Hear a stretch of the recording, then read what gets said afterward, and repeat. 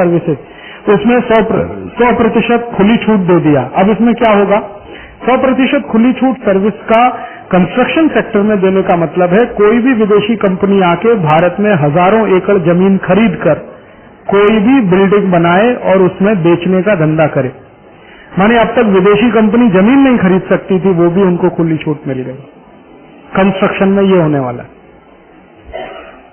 तो सर्विसेज अपने आप में बहुत बड़ा चैप्टर है। 64 सर्विसेज हैं इधर, नॉन। रेलवे में भी यही है। रेलवे में क्या होने वाला है, भारत के लिए कंडीशन है WTO में कि सरकार कोई भी सर्विसेज को कोर सेक्टर में नहीं रख सकती। कोर सेक्टर का माने जिसका प्राइवेटाइजेशन नहीं होता, ऐसे सेक्टर को कोर सेक्टर कहा जाता है दुनिया में। तो WTO की कंडीशन है कि आप कोई भी सर्विसेज को कोर सेक्टर में नहीं रख सकते। रेलवे अभी तक ऐसी सर्विसेज है जो कोर सेक्टर में आती रही है। अब रेलवे भी खोलना पड़ेगा आपको। तो रेलवे खोलना है विदेशी कंपनियों के लिए, तो इसका माने क्या है, रेलवे ट्रैक बिकेंगे अब इस देश में।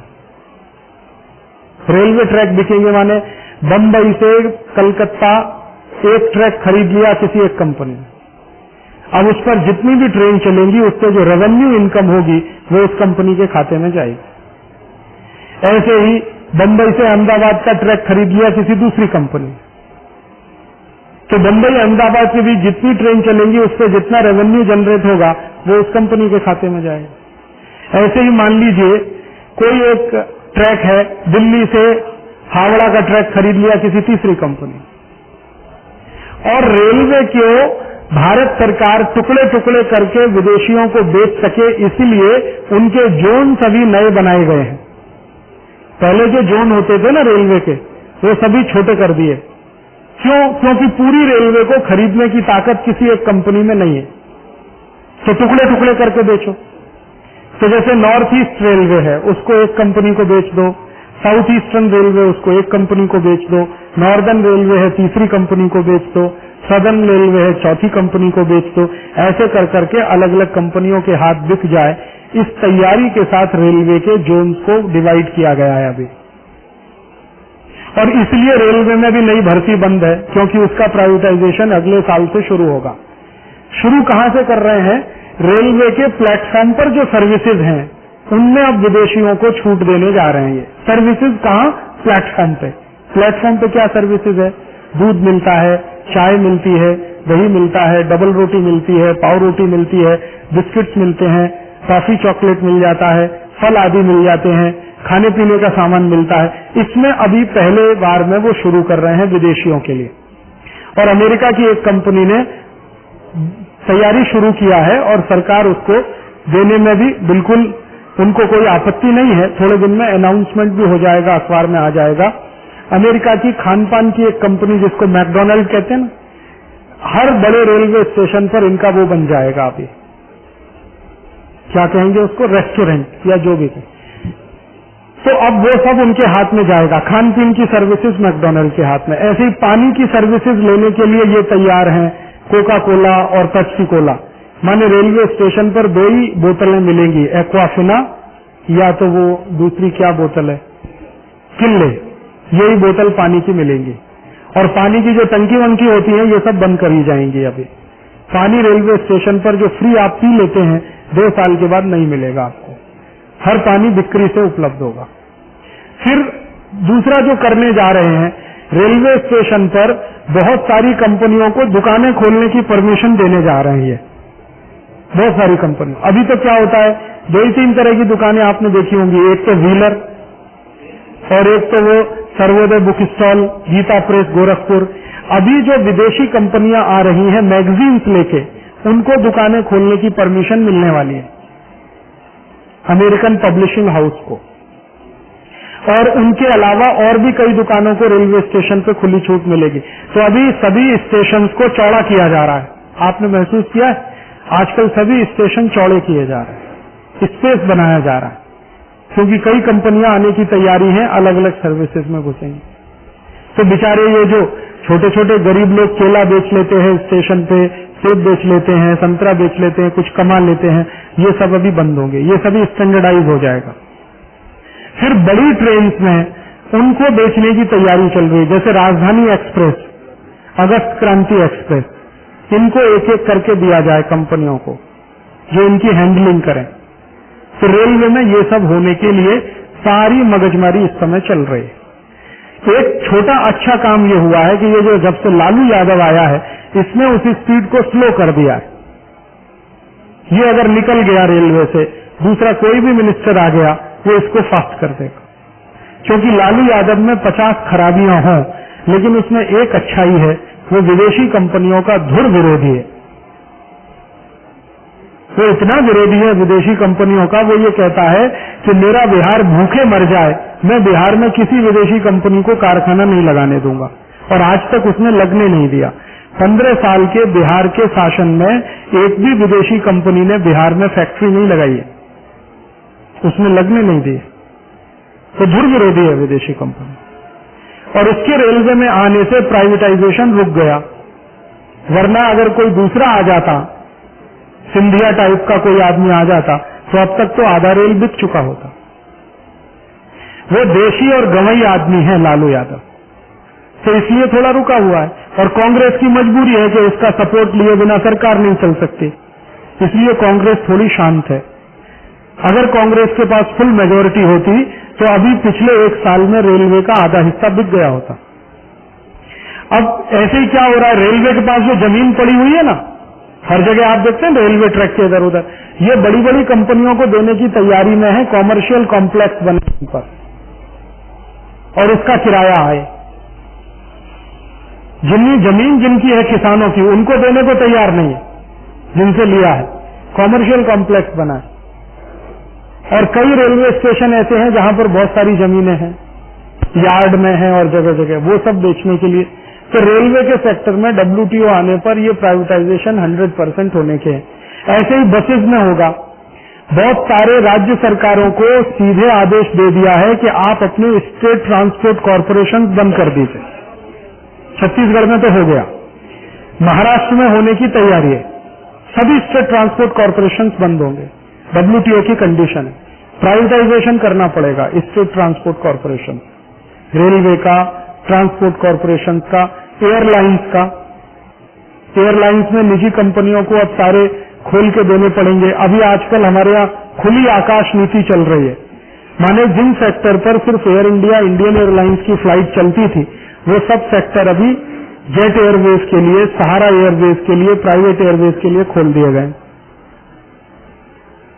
तो ये सभी WTO की कंडीशंस के तहत है। मैंने आपसे कहा ना 64 सर्विसेज हैं, उसमें रेलवे है, इंश्योरेंस, बैंकिंग और इंश्योरेंस तो फाइनेंशियल में, नॉन फाइनेंशियल में रेलवे है, ट्रांसपोर्ट है, शिक्षा है, स्वास्थ्य है, वकालत है, ये सब आती हैं। सब में छोड़, पेट्रोलियम भी उसी में आता है, नॉन फाइनेंशियल नहीं। रिलायंस के साथ अभी इन्होंने किया है, रिलायंस वाला सर्विसेज में एंटर हुआ है, WTO की कंडीशन। अब तक क्या था कि पेट्रोल और डीजल में भारत सरकार की ही कंपनियां काम कर सकती थी, लेकिन अब WTO की कंडीशन के बाद प्राइवेट कंपनियों के लिए रास्ते खुले हैं।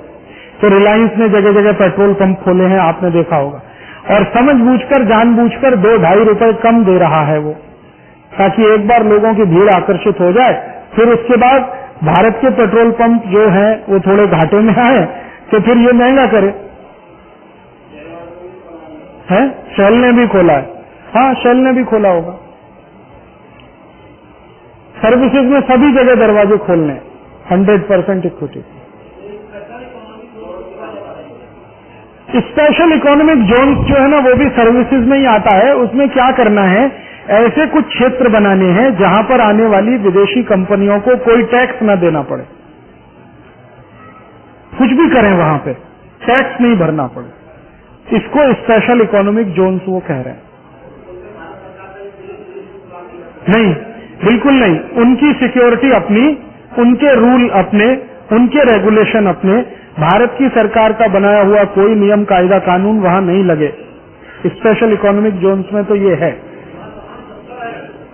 टैक्सेस नहीं होंगे कोई भी, तो सस्ता होगा, और वहां कुछ भी करें जैसे कोई अमेरिकन कंपनी आती है, स्पेशल इकोनॉमिक जोन में अपना कारखाना लगा ले, दीवारें ऊंची कर दे और अंदर हथियार बना के पाकिस्तान को सप्लाई करे, कुछ नहीं कर सकते आप। हम लोगों ने एक बार ये लड़ाई लड़ी थी, कंडला बंदरगाह जो है ना स्पेशल इकोनॉमिक जोन में आता है, वहां एक कारगिल कंपनी आई थी नमक बनाने के नाम पर, वो यही करने वाली थी। तब हमने बहुत विरोध किया था और वो भाग भी गए वहां से। लेकिन अब स्थिति ये है कि आपको कानूनी बनाना पड़े उसके लिए। पहले तो वो गुजरात सरकार की मर्जी से आई थी कारगिल, अब केंद्र सरकार की बाध्यता है, कारगिल आए तो उसको दोबारा वो वहां पे जमीन दे दें और कुछ नहीं हो सकता। पहले तो बहुत लड़ाई हमने लड़ी उसमें और जमीन भी वापस हुई, केस भी हम जीते। लेकिन अगर अब हम केस करें, कारगिल वहां आए, तो कोर्ट कहेगा कि ये तो WTO की कंडीशन, हम क्या करें। स्पेशल इकोनॉमिक जोन बहुत तकलीफ देह होने वाला है, क्योंकि सारी विदेशी जासूसी गतिविधियां स्पेशल इकोनॉमिक जोन से ही संचालित होंगी, क्योंकि वहां पुलिस नहीं जा सकती, पैरामिलिट्री फोर्सेज नहीं जा सकता, आर्मी भी स्पेशल कंडीशन में ही जा सकती है, और इन विदेशियों को जासूसी गतिविधियां तो करवानी ही पड़ती हैं, तो वो वहीं से संचालित करें। ज्यादातर देशों में जहां स्पेशल इकोनॉमिक जोन्स बने हैं तो ऐसे ही धंधे होते हैं, वहां जासूसी के बड़े धंधे हैं। सभी अरब देशों में स्पेशल इकोनॉमिक जोन्स हैं और अमेरिका की सारी जासूसी के धंधे वहीं होते हैं। और अमेरिका ने तो स्पेशल इकोनॉमिक जोन्स के नाम पर कई देशों पे पूरा कब्जा ही कर लिया।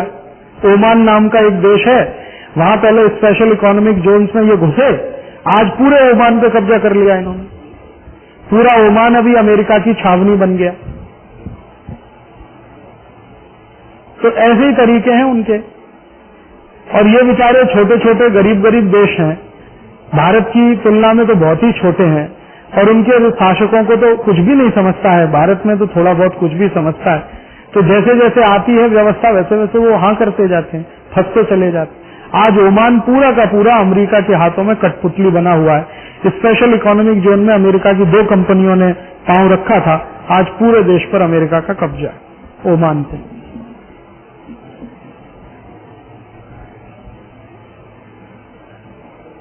समय बहुत खराब आ रहा है इस देश में, ये जो WTO की कंडीशंस हैं ये सब है।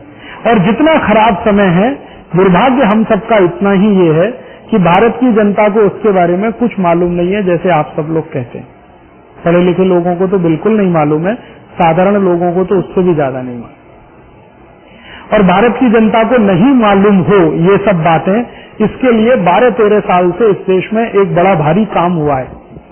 उस पर अगर कोई रिसर्च करे तो बहुत चौंकाने वाली बातें निकलेंगी। पिछले 10-12 साल में जानबूझकर इस देश में क्रिकेट को प्रमोट किया गया है, और इतना प्रमोशन किया गया है कि समाज का सोचने वाला वर्ग क्रिकेट में फंस जाए और बाकी सब कुछ सोचना बंद कर दे। जैसे जैसे ये ग्लोबलाइजेशन बढ़ा है, WTO की कंडीशंस लागू, वैसे वैसे क्रिकेट का प्रमोशन इतना ज्यादा हुआ है, एक मैच खत्म नहीं होता दूसरा, दूसरा नहीं खत्म होता तीसरा, हाँ दूसरा खत्म नहीं होता तीसरा, तीसरा खत्म नहीं होता, मैच पे मैच लगे रहें ताकि सोचने वाला वर्ग मैच देखता रहे। ये बहुत समझ के हो रहा। और जो मैच नहीं देखे वो सास भी कभी बहू थी ये देखता रहे, तेरी मेरी कहानी, इसकी कहानी उसकी कहानी देखता रहे, सिनेमा देखता रहे, फैशन टीवी देखता रहे, ये चैनल देखे वो चैनल देखे, तो फंसा रहे वो, माने सोचने के लिए नया विचार उसके दिमाग में ना आए।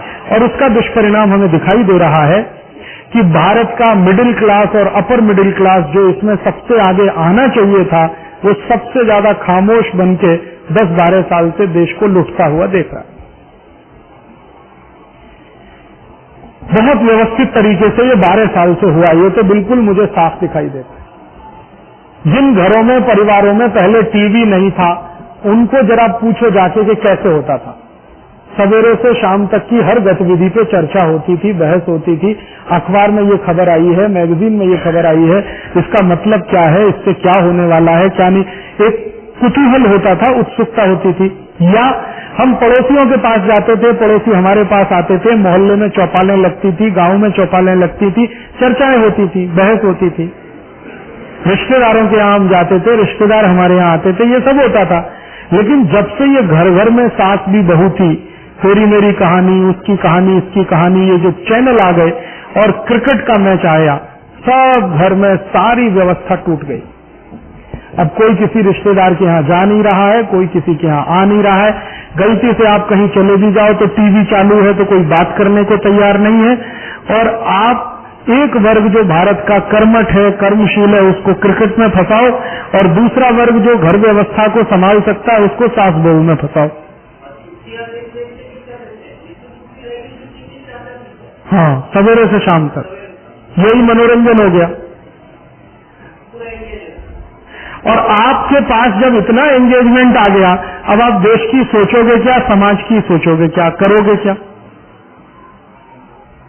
तो 10-12 साल में ये बहुत व्यवस्थित हुआ है। इससे एक तरफ ये लूट खसोट चालू हुई है, दूसरी तरफ इसके खिलाफ विद्रोह ना हो जाए उसके लिए जो वर्ग मदद कर सकता है उसको फंसा दो टीवी में, और टीवी में क्रिकेट में, क्रिकेट से सीरियल में, सीरियल से सिनेमा में, सिनेमा के बाद और थोड़ी कुछ बकवास में। और आप देख लो आज इस देश का जो एजुकेशन से लगा हुआ वर्ग है, विद्यार्थी, अध्यापक, वो भले कितनी परीक्षा पे परीक्षा हो, क्रिकेट देखने से नहीं चूकेगा, भले फेल हो जाए इम्तिहान। और वो कभी कभी टेस्ट करते हैं कि भारत में दीवानगी कहां तक पहुंची है, तो समझ बूझ के ऐसे समय में क्रिकेट मैच रखते हैं जब परीक्षा जरूर हो।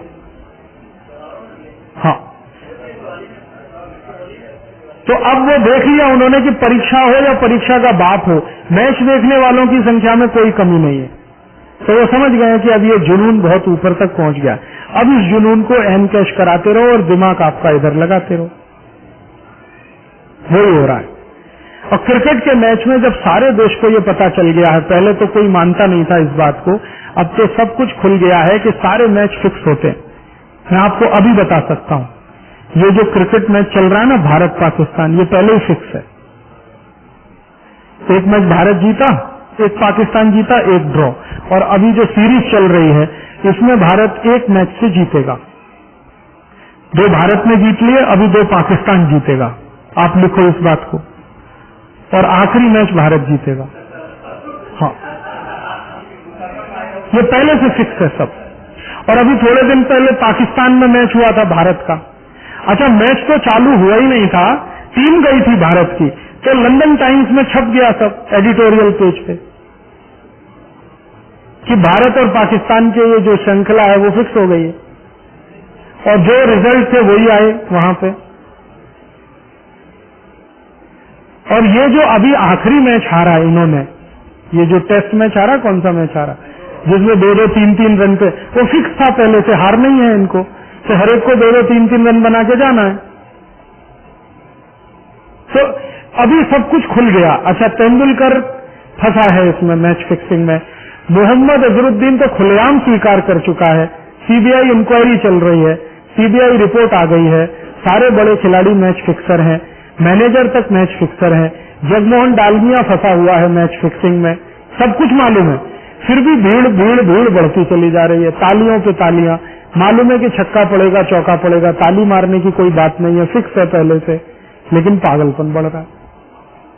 अच्छा, मैं पहले कहता था तो लोग कहते थे आप तो खप्ती आदमी है, मैच फिक्स होता, अब सब खुल गया है तो कहते क्या फर्क पड़ता है, हो गया फिक्स, लेकिन हम तो देखेंगे, मजा आता है इसमें, मजा आता है। तो काम छोड़ के मैच देखते रहो, धंधा छोड़ो, व्यापार छोड़ो, नौकरी छोड़ो, मैच देखो, छुट्टी ले लेके मैच देखो, काम का हर्जाना करके मैच देखो। बिल्कुल सही बात। और ये अंग्रेज तो ठंड में क्रिकेट खेलते थे धूप खाने के लिए, और यहां देखो भयंकर अप्रैल की धूप पड़ी है, क्रिकेट चल रहा है।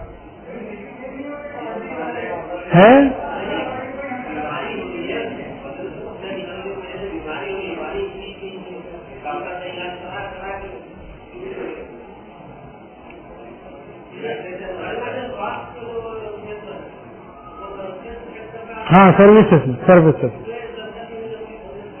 हाँ। नहीं, ये जो है हेल्थ सेक्टर है, इसमें सर्विसेज में ये भी आता है। इसमें मतलब क्या है, विदेशी कंपनी कोई भी भारत में आके हॉस्पिटल खोल सकती है और कोई भी पैथी लाके हिंदुस्तान में इलाज करा सकती है। और अभी थोड़ी देर पहले मैं आपसे जो मजाक में कह रहा था कि रूस से एमबीबीएस एमडी की डिग्री लेके कोई आ सकता है, लेकिन अभी प्रैक्टिस नहीं कर सकता। अब डब्ल्यूटीओ की कंडीशन ये है कि आप उसे मना नहीं कर पाएंगे अगले साल। इंडियन मेडिकल एसोसिएशन जिन रशियन यूनिवर्सिटीज की डिग्री को मान्यता नहीं दिया आज तक, उन सभी को मान्यता देनी पड़ेगी अगले साल, क्योंकि डब्ल्यूटीओ की कंडीशन है। तो अब विदेशी डॉक्टर आएंगे, अपनी अपनी डिग्री लेके आएंगे, आप उनको परमिशन दीजिए और उनको परमिशन दीजिए, जगह जगह वो दुकान खोलेंगे। कोई चाइनीज थेरेपी लेके आ गया, एक्यूपंक्चर, कोई कुछ लेके आ गया, कोई सब अपना अपना टिम्बकटू यहाँ चलाएंगे। वो कहेगा ये ऐसे टांग उठा लो तो ये वजन कम हो जाएगा, वो ऐसे हाथ उठा लो तो धंधे चल रहे हैं ना, ये गोली खा लो तो भूखी नहीं लगेगी, बिना खाने के काम चलता रहेगा, ये गोली खा लो तो कल ही वजन इतना कम हो जाएगा, फलानी। ये सब अब धोखाधड़ी चलेगी इस देश में। कुछ तो शुरू हुई है, अब कुछ खुलेआम चलेगी। अब बड़ी विदेशी कंपनियां यहाँ हॉस्पिटल्स की चेन खोलने जा रही हैं। वो चेन क्यों खोल रहे हैं? वो ये कहते हैं कि भारत में टूरिस्ट बहुत आते हैं, तो हम टूरिस्ट लोगों को आकर्षित करें, इलाज भी कराएं वो यहाँ आके, टूरिज्म के साथ इलाज। तो भारत के आयुर्वेद को और थोड़ा एलोपैथी को मिक्स कर करा के वो खिचड़ी तैयार कर रहे हैं, एक पैकेज, और उसमें लगे हैं बड़े बड़े हॉस्पिटल्स खोलने के लिए। अच्छा, ये जो टूरिस्ट आते हैं वो भारत में क्यों आते हैं? उसका कारण ये है कि ये सबसे सस्ता देश है टूरिज्म के हिसाब से। जितने सस्ते होटल यहाँ उपलब्ध हैं दुनिया में कहीं उपलब्ध नहीं, और हर चीज उपलब्ध है कम पैसे में इस देश में। दूसरे देशों में तो बहुत महंगा है। इलाज भी सबसे सस्ता भारत में ही है, क्योंकि आयुर्वेद अभी भी बहुत सस्ता उपलब्ध है इस देश में। और ये नेता लोग लगे हैं कि हम जो है ना हिंदुस्तान में मेडिकल टूरिज्म डेवलप करें, तो मेडिकल टूरिज्म के नाम पर अब ये सब कंपनियां आ रही हैं। केरल में कई उन्होंने वो शुरू किए हैं केंद्र, अगले एक आध साल में बन के तैयार हो जाएंगे। उनमें ये सब विदेशी आके इलाज कराएंगे। भारतवासियों को भी कहा जाएगा आप भी कराओ, ये सब है। और डॉलर्स में पेमेंट दो और आप उनको ले जाने के लिए खुली छूट। और भारत का आयुर्वेद भारत में ही बेचेंगे, मुनाफा वो खुद कमा के ले जाएंगे। योग को बेचेंगे, प्राणायाम को बेचेंगे, नेचुरोपैथी को बेचेंगे। और ये सब चीजें पेटेंट की दुनिया से बाहर रही अभी तक हमारे यहाँ, हमने कभी इन पे पेटेंट दिया हुआ नहीं है, तो उनके लिए बहुत खुले हुए हैं रास्ते। अब पहली बार पेटेंट एक्ट चेंज हुआ है, लेकिन उसके पहले उन्होंने बहुत सारे एप्लीकेशंस फाइल किए हुए हैं। तो स्वास्थ्य में तकलीफ दो आने वाली है वो ये, एक तो दुनिया भर की रिजेक्टेड दवाएं यहां लाके डंप करेंगे, अभी तक जितनी होती है उससे भी ज्यादा, क्योंकि अभी आप उनको रोक नहीं पाएंगे। पहले तो रोकते थे आप, अब रोकेंगे नहीं। डब्ल्यूटीओ की कंडीशन, कुछ भी दवा लाएं, कुछ भी बेचें, कितना भी मुनाफा कमा के ले जाएं। दूसरा कि अब आपके यहाँ जो मेडिकल टूरिज्म है उसको लगाएंगे ये विकास के रास्ते पर, तो उसमें कुछ इन्वेस्टमेंट करके वो जगह जगह होटल कम स्पा एक शब्द होता है, स्पा खोलेंगे। वो स्पा माने होटल कम मेडिकल सेंटर, ट्रीटमेंट भी मिलता है, होटल भी होता है जगह जगह को। और उसमें भारत की जो सर्विसेज की दूसरी इंडस्ट्रीज है वो मदद करें, जैसे कंस्ट्रक्शन में मदद होगी उनसे। भारत की बैंकें उनको लोन उपलब्ध कराएंगी। अगर वे भारत की किसी बैंक के पास जाते हैं लोन मांगने के लिए, बैंक उनका एप्लीकेशन रिजेक्ट करे तो तबाही मचाने की स्थिति कर दें। एप्लीकेशन रिजेक्ट नहीं कर पाएंगे आप, ये सब होने वाला है। हाँ, और वो थोड़े दिन में बंबई से लंदन या वॉशिंगटन, क्योंकि आपको नेटवर्किंग की जा रही है। एक साल के बाद भारत की बैंकों को विदेशी बैंकें खरीदने के लिए बिल्कुल तैयार बैठी है, तो उनको सेंट्रलाइजेशन चाहिए। तो सेंट्रलाइजेशन आपका करके फिर वो खरीदें आपको, उस सुविधा में सरकार लगी हुई है। फंड्स ब्लॉक ही नहीं हो सकते, उड़नछू हो सकते हैं। एक माउस के क्लिक से आपके हजारों करोड़ रुपए ट्रांसफर हो सकते हैं। सबसे खतरा यह है सेंट्रलाइजेशन का। वो क्या करेंगे, मैं आपको एक उदाहरण देता हूं। आपको टाटा बीएसएनएल का किस्सा मालूम है? बीएसएनएल में टाटा ने इन्वेस्ट किया, परिणाम क्या हुआ? एक ही दिन के अंदर बीएसएनएल के पास जो रिजर्व फंड पड़े हुए थे, टाटा ने वो सारे अपने यहां ट्रांसफर कर दिए। हुआ था ना कि नहीं?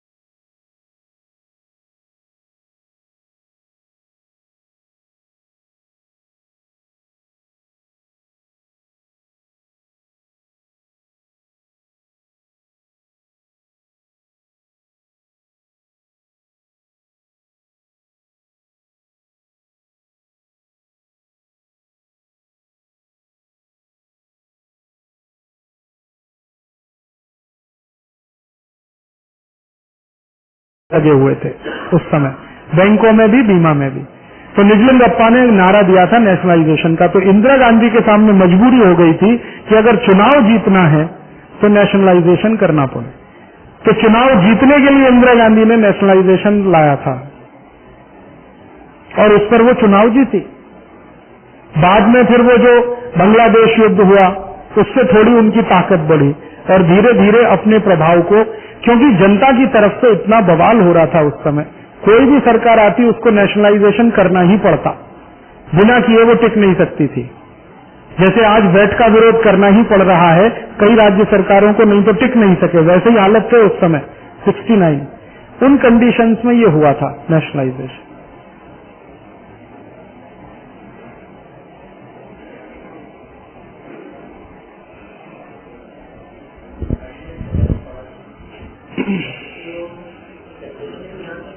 हाँ, ये बहुत अच्छा सवाल इनका है, सवेरे से मैं इंतजार कर रहा था ऐसा कोई सवाल पूछे। WTO को कैंसिल किया जा सकता है क्या? बिल्कुल किया जा सकता है। WTO के पहले अध्याय का 16वें नंबर का अनुच्छेद